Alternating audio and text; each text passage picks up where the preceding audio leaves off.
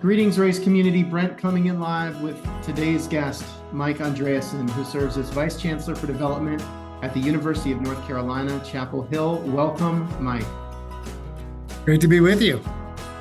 Well, I've been looking forward to this conversation. Our paths crossed early in my entrepreneurial journey at Evertrue, having the opportunity to work with your team at the University of Oregon and getting to visit, which was truly one of just an amazing highlight on when I think about trips I've been able to take in this role.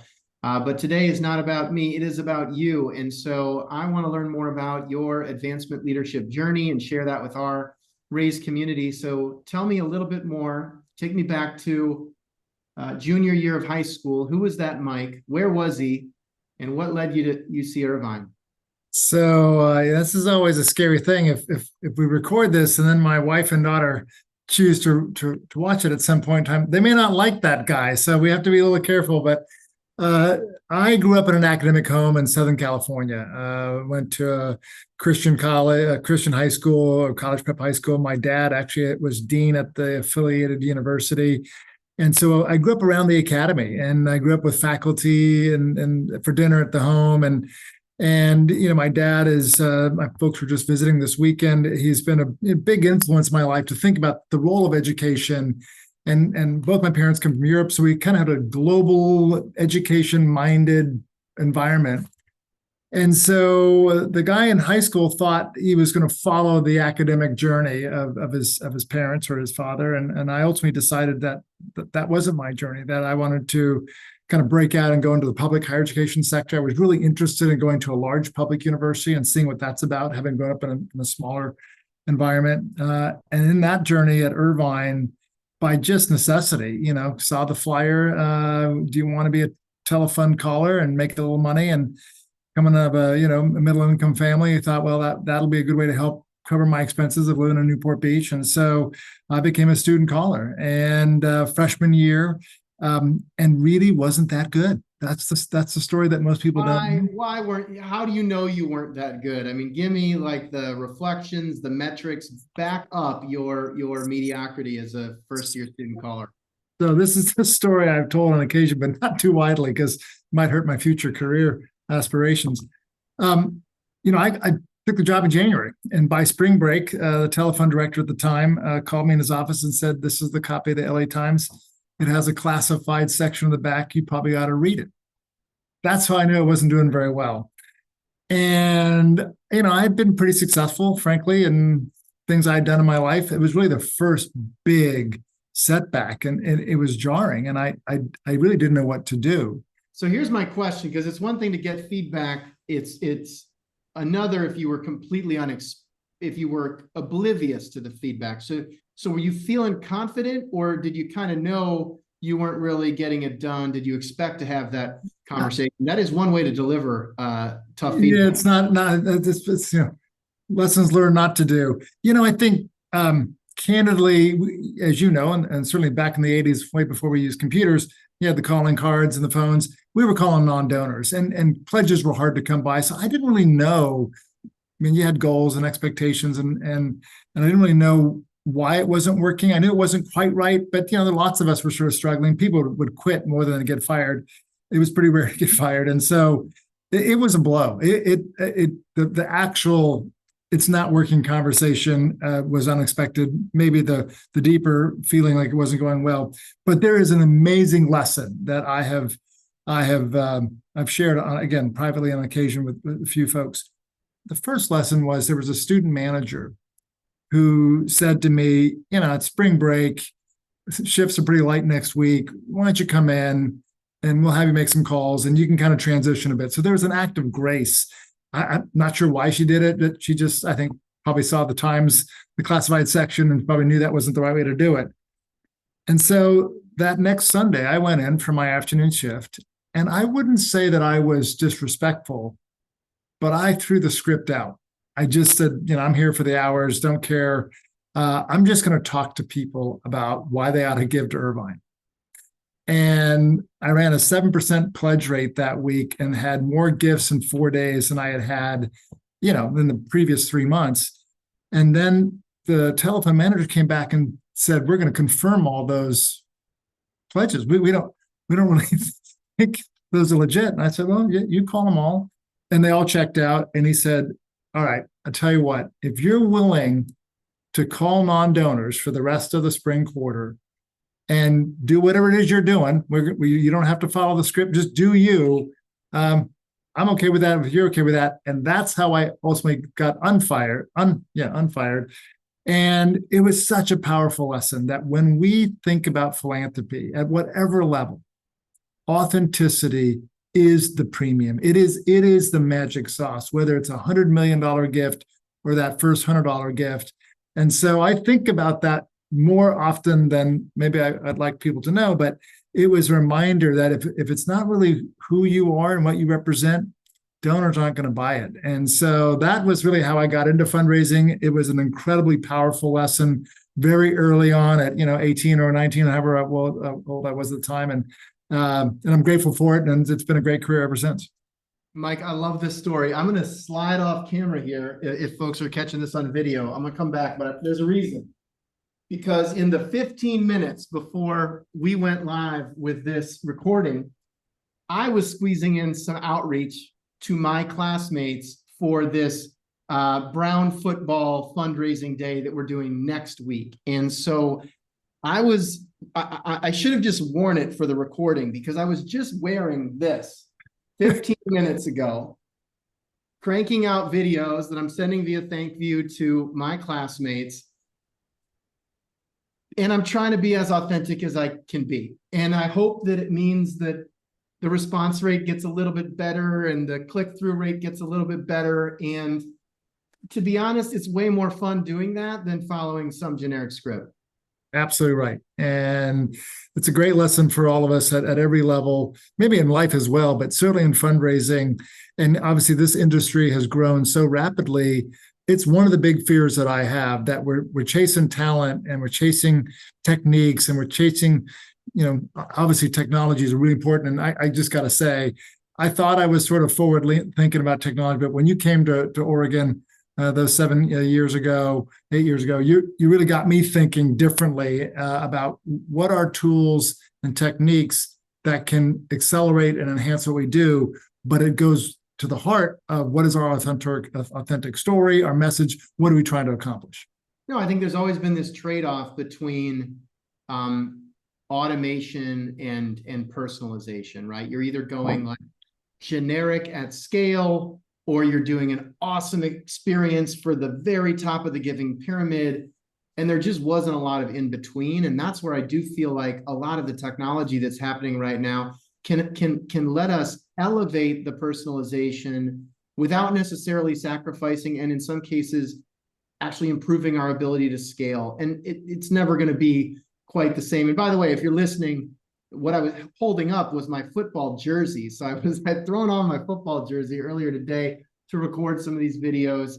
But it's just, what are the little touches like that in a world of mass marketing and our inboxes being slammed and our text messages being co-opted by marketers, where you can sort of stand out with some real authenticity. And then how do you also bring that to, the buttoned up world of major gift fundraising? How do you kind of find room for that freestyling you were doing as a student caller as it relates to major gift outreach as well, for example? No, that's exactly right. And I think we've all, I've been very fortunate to be part of some extraordinary gifts that we sometimes celebrate, but those gifts are really about those donors. I mean, the scale of the gifts about the donors, not about me, or about maybe even about the pitch. It was the intersection between what the institution was trying to do and the belief and confidence in those donors that we could do it. And that's where that authentic conversation needs to happen. Because when you're asking someone to make that first $1,000 gift or that $100 million gift, it's based on the same principle, that their philanthropy can in fact enhance and accelerate the institution's core mission. So do you know what that core mission is? Are you willing to actually put some benchmarks that you're going to go out and hit? Can you hold yourself accountable to that? And my experience has been, if you make those kinds of commitments, those internal sort of value-driven commitments, a donor will meet you where you're going, and they might even lift you to bigger aspirations you otherwise would have had. And that's how some of these large gifts that I've been a part of, it was really a shared understanding of what we're trying to do. And then that co-creation of, all right, could we really do it at scale or do it in some transformational way? And so we're going to try it at Carolina. They've just completed an incredible $5 billion campaign. I'm honored to have joined them at the end of that.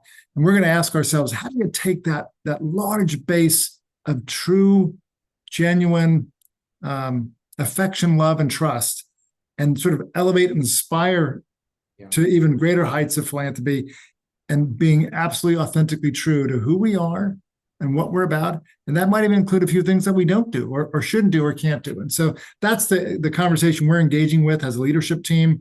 We have an incredible chancellor who is committed to this work as well. And so we'll see what the next campaign looks like, but we're on to that next elevation of activity. I love it. Well, tell me more about this, one of the all-time great turnaround stories in the history of advancement leadership, which is you on the chopping block, turnaround, 7% pledge rate. Where does that story, I mean, sophomore year, junior year, like where did things go from there? So called that spring quarter, and again, had found that magic sauce.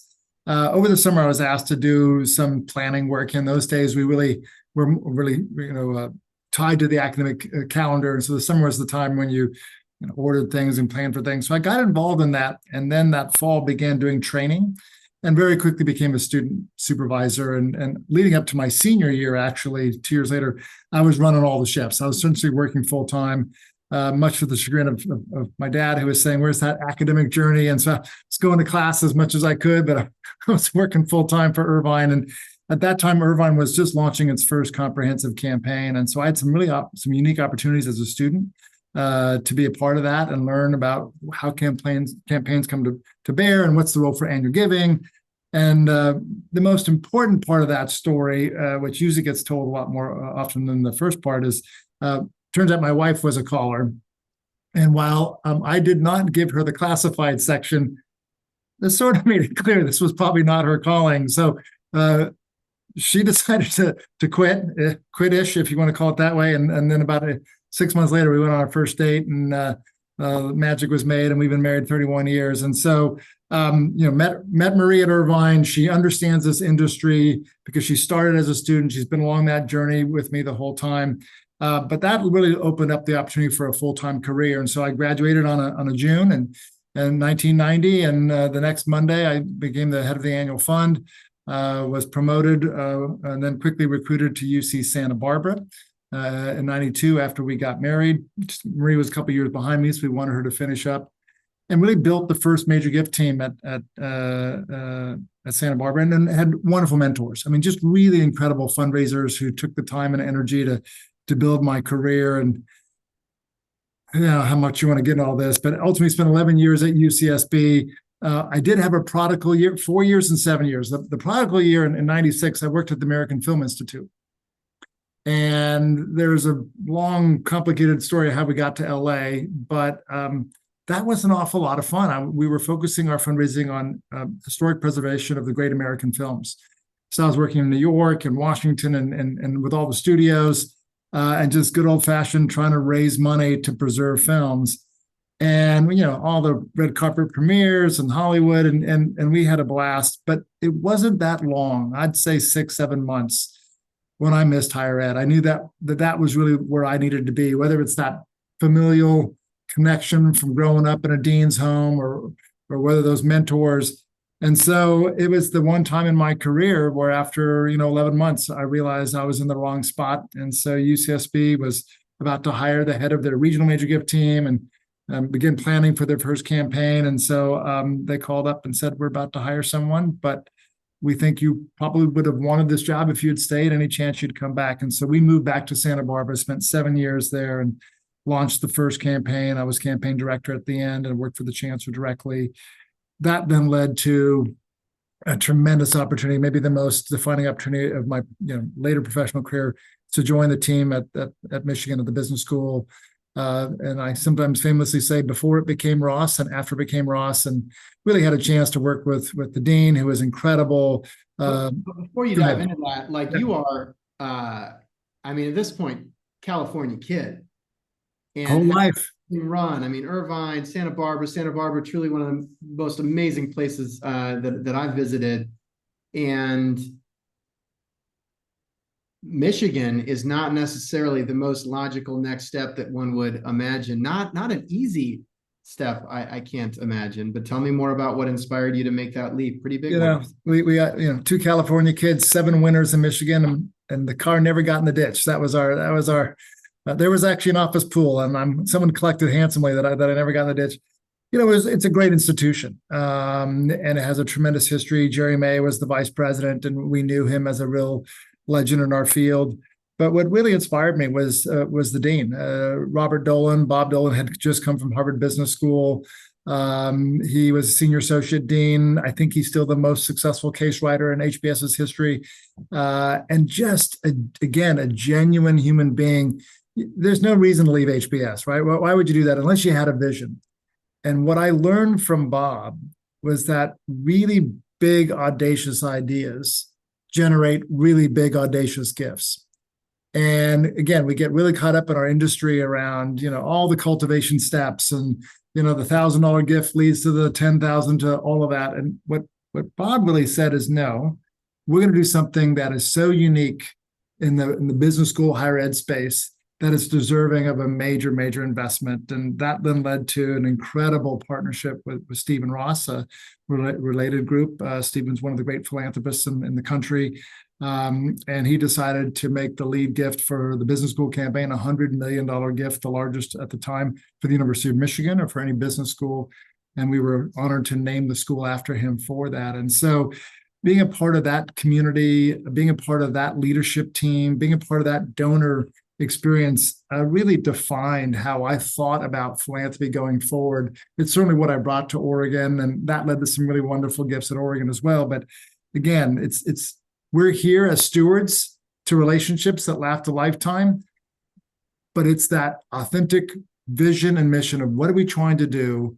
And the more the audacious and bold and inspired idea, philanthropy comes right alongside and says, we want to join you in that work.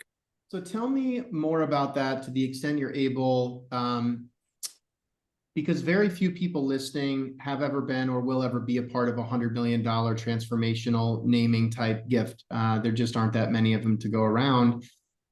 And so when you think about, I'm also fascinated though, because advancement is one of the only fields where there's this uncapped price point. That could have been a $40 million gift or 60 or 200 or 150. And you throw around these numbers, but there's a big difference between 50 million, 100 million and 150 million. Like, what is the circular process of even deciding, is it 100 or 400? How do you float a number? I mean, just like there's kind of this negotiation around this nebulous thing that is naming an institution. I mean, what lessons, if there are any generalizable lessons, and maybe it's just that there's nothing generalizable about it.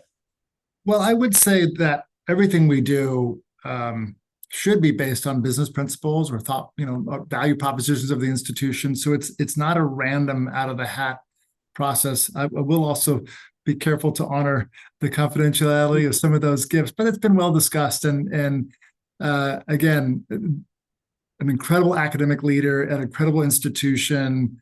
Mary Sue Coleman was the president at the time and was really leading big conversations nationally. But an incredible, I use that word too much, but what Stephen Ross wanted to do was to really change and transform business education at his beloved Michigan. And so here's how. Why did he want to do that? Why do you think he wanted to do that? What did he share publicly about? So there's a couple things. One is he had been a donor, and actually a couple of areas that he had early supported, we had sort of dropped the ball and hadn't quite done what we said we were going to do. There was some programmatic things. So we were trying to figure out how we can honor his previous commitments. And I showed up, I'd literally been on the job about a month, and we were in a campaign. The university had set the campaign goal, in that typical way. Each school and college had been given a goal, and so the business school had been given one. And so I arrive in year 2 of a campaign, quiet phase of the campaign, and I was told, "Here's your number. You got to raise it." And so Dean Dolan said, "We've got this amazing donor in New York. He's passionate. He cares. He's frustrated. I need to go see him." And the team has sort of suggested a number I ought to ask. And I said, "Okay." He said, "Well, do you agree with the number?" I said, I don't know. I've been here literally 3 days. But here's what I think you should do. I think you ought to go on your own and don't take me." And he said, "Really?" He said, I'm told that, deans can't go on donor calls on their own." I said, "I want you to go on your own, and I want you to talk about your big idea." And at that time, the Ross School of Business, or the Bishop Business School, had developed an incredible curriculum on what we called action-based learning, that there was equal commitments to in-classroom experience and outside, sort of experiential learning. And again, here is this amazing leader who had come from HBS and said, "Look, we know case method, we know the quant guys in Chicago, we know finance and Wharton." I mean, you could look at those top schools and say, what are their defining characteristics? What are the competitive advantages? At Michigan, we're going to teach you in the classroom and in the boardroom. Yeah. That's going to be our differentiation. And so I said, go talk to Steve Ross about this brilliant idea that you've got and tell him why you think it matters for Michigan. So off they went. And in that meeting, he said, "Well, Mr. Ross said, are you going to want me to make a gift?" He said, "Yes, I need your help." And he said, "Well, do you have a number and in mind?" And the dean said, "No, I want you to buy into my vision first, and then we'll figure out the number." It was a second meeting, not there shortly thereafter. He said, "Well, my uncle Max Fisher, who was one of the most instrumental mentors in my life, gave me that first loan when I got out of Michigan. He named the Fisher School of Business at Ohio State. Wouldn't it be a legacy if I could do the same thing for my alma mater?" And it's not about my name so much, about following his leadership. He said, "But I suspect it's going to be a little more than what Uncle Max had to do." And I think Steve, to your point, was thinking, a $50 million number would be sort of the right number. So we then began to think about it, and we did some due diligence. We looked at all the schools that had been named at that time. We looked at the scale and size and did a bunch of math. And we then went to New York and asked Mr. Ross for $100 million. A moment I'll never forget, January of 2004. And essentially he threw us out. Okay. And there's a lot of that meeting that I can't tell you, but you can imagine. Deeply loves Michigan, deeply committed to the institution. But when you're asked to do 2x of what you're thinking about it, it takes a moment. So after some period of time, Mr. Ross reached out and said, "All right, look, I'm still committed to the place. I'm committed to you. I love the vision of where you're headed. We needed to have a major new facility to match that new strategy of, and it was really pre-technology in many ways. How do you build a building to support students around the world that are learning in companies, learning in industry?" And so he said, "Could you write me up an economic rationale on why it should be that number, not a different number? I want to feel a bit better about the number." And then we knew we were getting a little closer. So another great lesson in my career, I began writing all weekend. I pulled data and endowment versus capital, and this ranked school got this gift, and we're ranked here, and we ought to get that gift. And on Monday morning, Dean Dolan walked into my office and said, "I wrote the letter, and we're going to send it in an hour, but I want you to look at it first." And I said, "Oh, that's great." He said, "I can't do it." I said, "What do you mean you can't do it?" He said, "There's no economic rationale for 100. Why not make it 500 or make it 20? He said, "The only reason to do this," and I've got the letter in my drawer, "this is an incredible act of generosity. That's why you got to do it, Stephen." And we sent the letter, and for 4 days we sat and we sweat and didn't sleep and drank coffee, drank other stuff. And then Mr. Ross called and said, "I'm all in. Let's do 100 million." And that's how that gift went down. Amazing window in. Thank you for sharing. and such a reminder that there is really no other industry like this one. Again, think about two individuals, remarkable in their own fields, one in the private sector, one in the educational sector, essentially coming to the conclusion that something extraordinary could happen. And then we celebrate the fundraising success, but think about the power of that gift and how many lives and how many students and how many industries are now benefited by Ross graduates.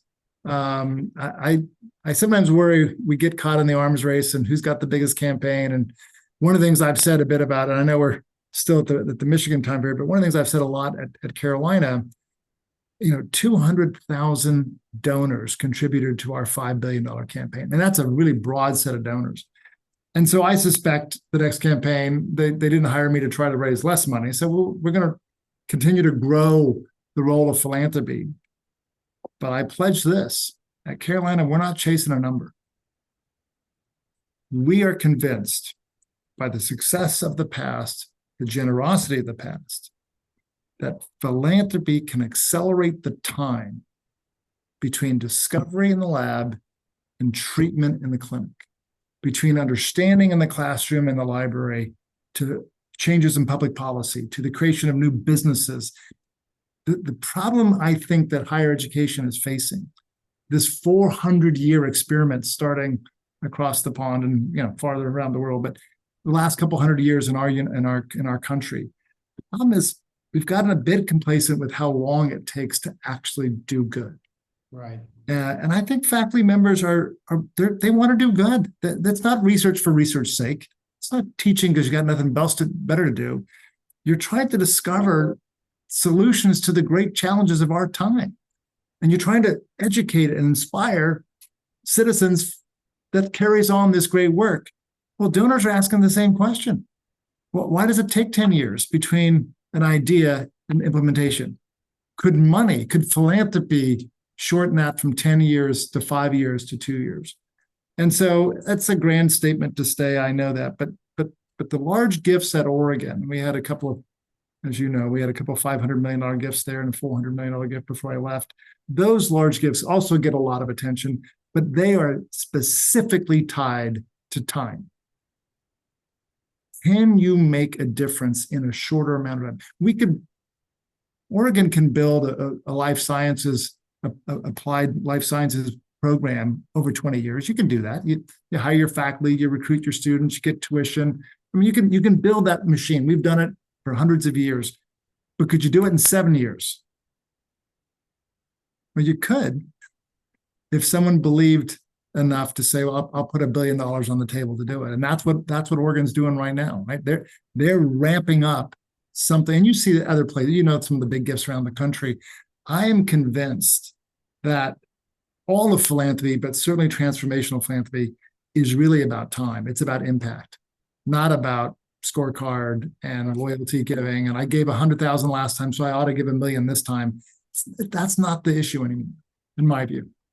Well, thank you for the window into the Ross experience. I mean, let's talk about Oregon quickly and some of the experiences that stand out. I recently hosted Michael Andreasen on the podcast, who was telling me all about the Ballmer Institute work and certainly other examples as well. But I think what you're highlighting is, and we've heard this from some of the really, I think, most prolific fundraising leaders, is it's got to be about what problem are we solving? What is the problem that we're solving? How can our university be the conduit to solve a specific problem that aligns with that donor's interests and passions?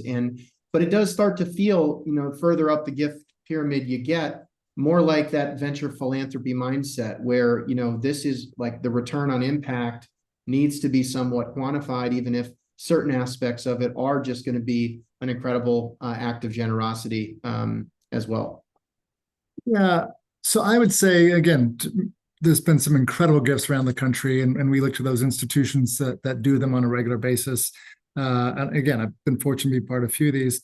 I think the thing I would reflect on Oregon that was really palpable and powerful, and what I'm trying to bring here as we kind of build out our next major fundraising campaign, and this is maybe not as well understood or known, but in both cases, the two mega gifts from Mr. Knight for essentially bioengineering in the life sciences space, and the Balmer Institute, which is really around addressing an incredible need of children's behavioral health in real time, in where they're at, which is in schools, right? Both of those ideas followed a very similar ideation process, if you will. There were donors who were deeply loyal, had been giving for years, who were, clearly committed to the institution and had made very large gifts because of their capacity, but they were generous in spirit and loyalty to the institution.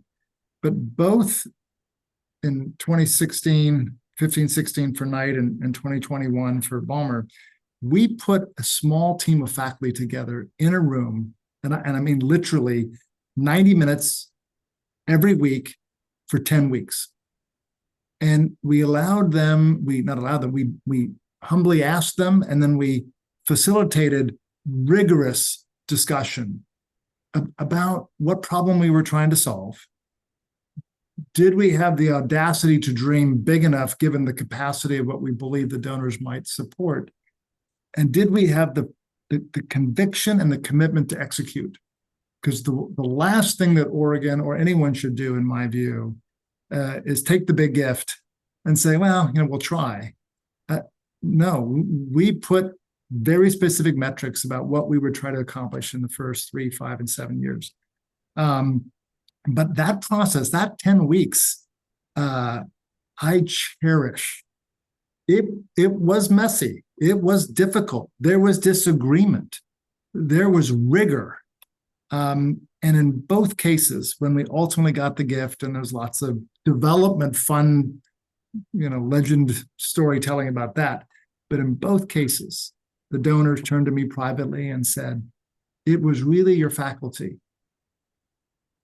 It was your faculty because we brought representatives of the groups to each ask. I mean, in both cases, we had 3 cases with three faculty with Mr. Knight, 2 with the Balmer family, Connie and Steve.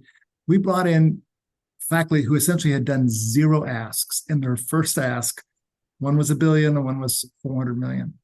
And that authenticity, and if you go back and watch the Balmer Institute video, and I'm not promoting that we do that, but if you're curious, don't listen to me and the president and all that other stuff. Listen to the faculty. You will hear the conviction of that 10-week rigor. They changed from being just research faculty who are trying to discover things to faculty who believed that research could actually impact real people in real time. Mm-hmm. And when you get to that magic, the numbers get a lot bigger because that impatient donor, that energy, that unbridled enthusiasm says, why can't we do more of this now? Well, we can. We just need a bigger gift to do that. And so I hope for the rest of my career, and we're doing some of this here, we call it strategic initiatives, and you've heard a bit about that. It's a kind of fundraising that lives sometimes between the schools and colleges, or it lives around a group of faculty who are trying to do something extraordinary and saying, well, what could $100 million do to take that work and bring it to the world more broadly, more quickly? Mm-hmm. And if we pick the right areas, and I think there are certain things at Carolina that we are uniquely qualified, we are uniquely committed and convicted to approach. And if we bring those to the world, I think every philanthropist, whether it's your first $100 or you're a billionaire, are going to say, Carolina's trying to do something that I care deeply about. If I can accelerate their impact in the world, why wouldn't I do that? And so that's how we're going to approach this next campaign. We're going to still talk to all of our schools and colleges and lift up those broad donors, those 200,000 loyal donors. But I believe donors are asking us a different question. There are a set of grand challenges that the world is facing. What is your institution, whether it's a community college or a number 4 public? What are you doing to tackle that challenge? And if you can convince us that you're committed to tackling that challenge, we're going to finance that work because we believe in it. Mike, can I ask, given the success at the very top of the pyramid, if you will, do you have experiences where you've asked for too little? Yeah. Anything stand out of just, calibrating around, again, it's such an open end. We could obviously you need to not, we used to say you can't offend if you ask too much. I think you probably can offend anybody, but more because you're not authentic, right? Then it's not a number problem. It's why are you asking for that number? And is it? But I think good research, obviously, and understanding and having partnerships like Evertrue to help us really be thoughtful and be educated going into what we're doing. I mean, that's really critical. And that's some of these tools and technologies and approaches have really sort of, in my mind, changed how we think about that question, which is what is the right number? But I think we've under-asked when we got scared by the number instead of actually thinking about the impact. And both of those big ones I just described, there was a moment where the faculty were talking about a much smaller number. And so we said, let's take a little more time. What if? And they looked at me and said, what are you talking about? No one has given at that level. I said, well, someone's got to be the first person to, do this. And so I think I wouldn't be so worried about if you're asking too little or too little or too much. I would think more about, do you think you can actually deliver on that promise? And if you can, then I would be bold, I would be audacious, and I would be humbly confident, if that's the right way of thinking about it. I love it. We have 5 core values at Evertrue. Team first, humbly confident, action-oriented, nimble, and kindly candid. That's our thank is what it spells, but humbly confident resonates. So I had to share that for our teams just to make sure that they knew I was on my toes. That's exactly right. So having that amazing run, working with just obviously faculty, donors, having such memorable experiences. Tell me about what inspired you to pursue the opportunity at Carolina. If you're comfortable sharing kind of what the sequence of events was, how the opportunity got on your radar, and then ultimately what gave you the conviction to say yes. Yeah, I'm incredibly grateful for the time at Oregon. I think the success that we had there probably put my name on someone's list. And so I got a call and said, would you explore this? And it was not a particularly convenient time. I'd been traveling a ton, but carved out a short 45 minutes to speak to our Chancellor, Kevin Guskowitz, who is a deeply, deeply mission-driven leader. I mean, he's a MacArthur Genius Award winner and a neuroscientist by training. But he says, and it hits sort of on day one, Carolina, and I'll stand with it. We are the first public. I know there's another institution that debates that a bit, but we'll say we're the first public, but we are proudly public and maybe most public among publics. That is core to who he is. So what does that mean? And what that means to me is that we believe strongly, passionately, fully that academic excellence, being the best of the best, recruiting among the very best, nothing against privates or other publics. We hold our own for the great thought leaders in the world. And we're equally committed to making that affordably accessible to our students. And that those two pillars are not in conflict.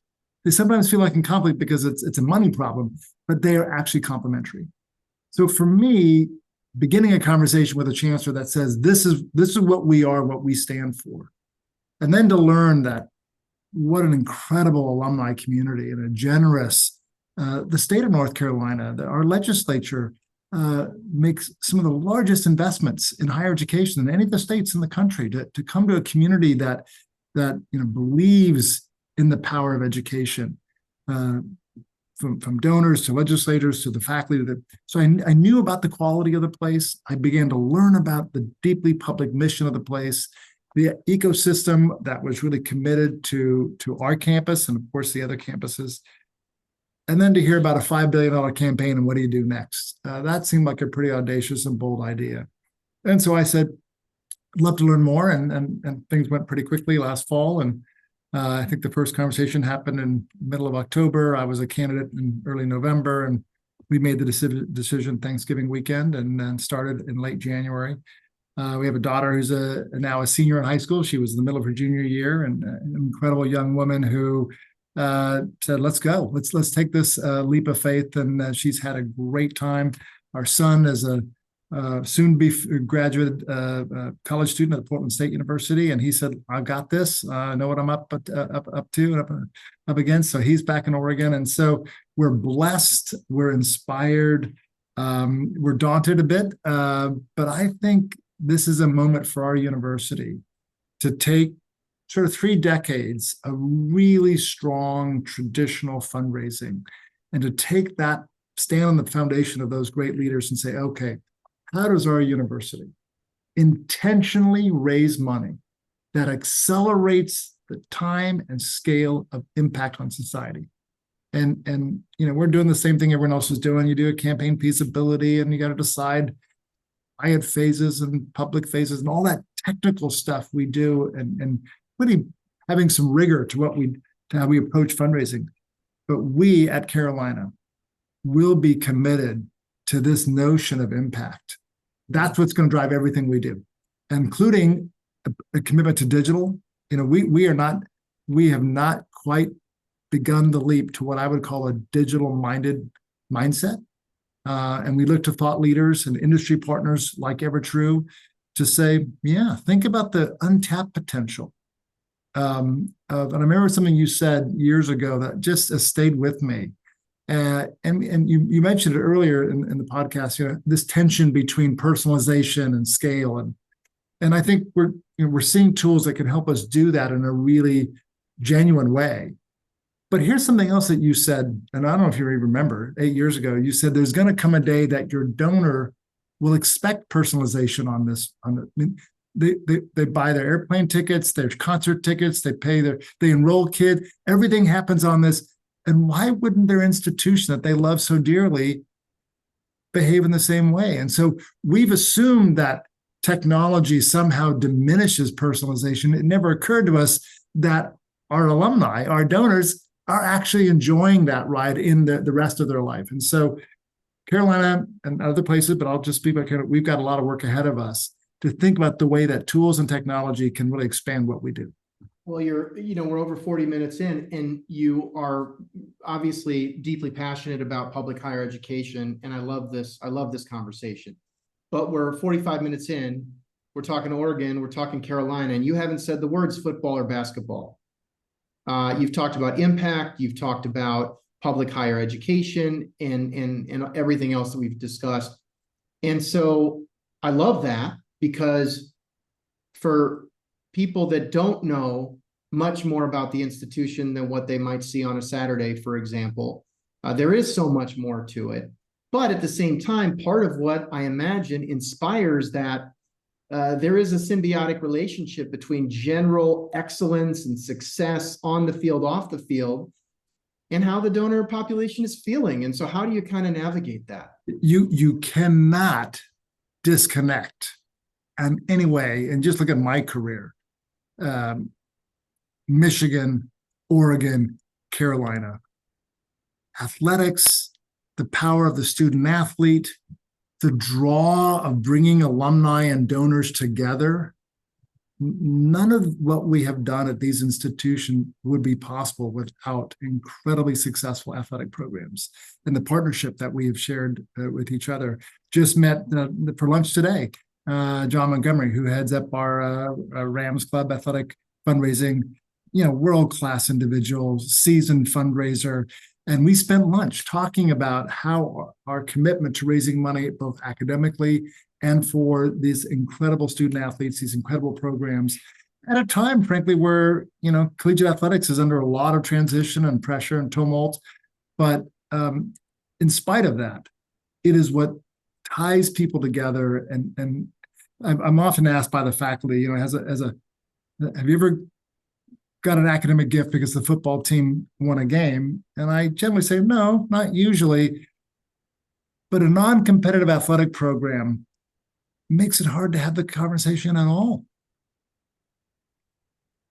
That sense of pride in the institution opens the doors to conversation about athletics and academics and scholarships and community engagement. And so yeah, it's not lost on me that I've been at places that are incredibly committed and successful and deeply rich history in athletics at our institutions. It must frustrate you though, just given Michigan, Oregon, Carolina, there is so much negativity around higher education, public higher education. And it drives me crazy because all day I'm just having conversations about life-changing transformational experiences, education as a bridge to opportunity, and I'm surrounded by it. I believe it. I've drunk the Kool-Aid. I'm making the Kool-Aid, but that is not the way most people feel, or maybe it is the way most people feel, but there's this really vocal, obviously group that is constantly questioning the value, and it's fine to question things, but there are certain things that I'm seeing that you all are doing that I love. That I guess I'll say it's a little political because it is political. I saw this thing around the Tar Heel bus tour, where you've got faculty and I think your chancellor that are almost like a politician doing the 99 county tour. They get on a bus and they drive around the state and they campaign. I mean, it's not called a campaign, but it feels a little bit like that. And I love it because it just must foster conversation and connection, not on social media or whatever headline gets the most clicks, but in small towns all over North Carolina. So I don't know, you haven't lived through that cycle yet, but it looks like it's about 2 weeks away. And I'm just curious about that intersection of kind of politics, mission, public higher education, and any lessons learned. Yeah, it's a big topic, and I will certainly say after 8-9 months, I don't know enough to say something particularly intelligent there. Look, I've had a chance to meet with members of our board of governors, which is our system governance group. We have a very active local board of trustees. I've spent a lot of time with them. I spent time with our faculty and our deans, and I've heard about some of this debate about politics. Here's what I know. In the state of North Carolina, the citizens of North Carolina care deeply about their universities. I mean, our applications continue to grow every year, and parents want their kids to come to our university and to some of our sister campuses too. I mean, it's a large system, as you know. Secondly, as I said, our chancellor, our leadership team is passionately committed to our public mission.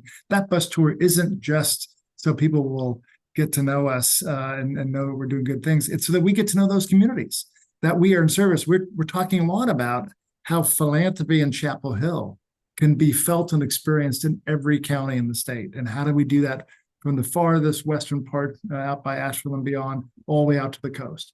And I've probably been, 20 counties. I've spent a lot of time trying to get out, and I'm also outside the state too, because we've got Tar Heels around the world who care. But I guess I would say what I've experienced, obviously with some level of sometimes with high level emotion, are people who deeply care about the institution. And our new School of Civic Life and Leadership is a big discussion on campus, and people are wrangling with what does that mean? And the notion that we're going to bring students together to disagree and do so respectfully, to study this work and learn this work. Our new School of Data Science and Society is about not just having data proficiency and massive AI-driven computational capability. It's about, but what does it mean for society? And so, we look at all of our allied health, from dentistry to nursing to medical school, and we have not an outpost, but a facility out in Asheville where we're actually taking residents and saying, do your residency in Western North Carolina, because there's a community that needs to be served. So I think what I hope is that we welcome the debate, that we embrace it. I think there is a question about costs. I think that many of us, and Carolina's right there, we're asking the question, it's no longer good enough just to graduate and graduate on time, but are you job ready? One of our emerging pillars for the next campaign, and I'm not making a public announcement here, but we're going to be thinking about health and wellness, the whole human being, and workforce readiness. Are we generating graduates at Carolina that not only are ready to be nimble in jobs they don't even imagine yet, but are they going to create those jobs? Because we are seeing a massive evolution in technology and data and the knowledge economy that's being driven. And so if a university can't boldly declare that workforce readiness, and not the debate about training versus educating, but to say, no, we have a responsibility to make sure our students are the best prepared for their careers in a changing world, then we shouldn't be in this business. And so that's, again, that very proudly public mission driven is we're going to embrace these fundamentals going forward. I love it, Mike. You got me fired up. I want to go back to college. Let me in. Come on back. We're always looking. You got, what, a couple of years of eligibility left, maybe? Who knows? I'm not sure that's going to be the ticket, but no, this is so fun. Thank you so much for your time today, and your energy is infectious, and I hope that your team feels that. And I got to give you an opportunity, just whether it's, shout out to the team, or are you hiring for folks that want to learn more about what you all are building? Absolutely. Let me just start by saying thank you. And thank you not only for the company that you built and the services that it provides. You've made us all better at what we do, but you've also been a thought leader. And I think there's that extra step beyond just saying, how do we build a great business? How do we help shape an industry? And so I'm just delighted to be with you. Yeah, we're hiring. Carolina's the place to be. I will say I oversee central development, which is called UDO and University Development. I got a great leadership team, and we're building out. We just hired some new folks. But the broader campus community, we call it the One Carolina, represents 26 units across campus. They are great teams with passion-driven leaders. And so we are in growth mode. We're gearing up for the next campaign. And anyone who's interested to learn more, I'd love to hear from you, and appreciate the opportunity to represent Carolina. Well, Mike is active on LinkedIn. I'd encourage you to follow him there. Reach out, let him know that you heard him on the Raise podcast. And Mike, it's really a pleasure to be able to reconnect. Thank you for being a part of this journey. And I look forward to continuing to dream big and really learn more about this idea of impact philanthropy and sort of moving beyond the loyalty giving, as you've said, into really solving problems across the giving pyramid. So with that, I'm just going to say thank you, Mike, and I'll sign off with today's guest, Mike Andreasen, Vice Chancellor for Development at the University of North Carolina, Chapel Hill. Take care, everybody. Thanks, Mike. Go Heels.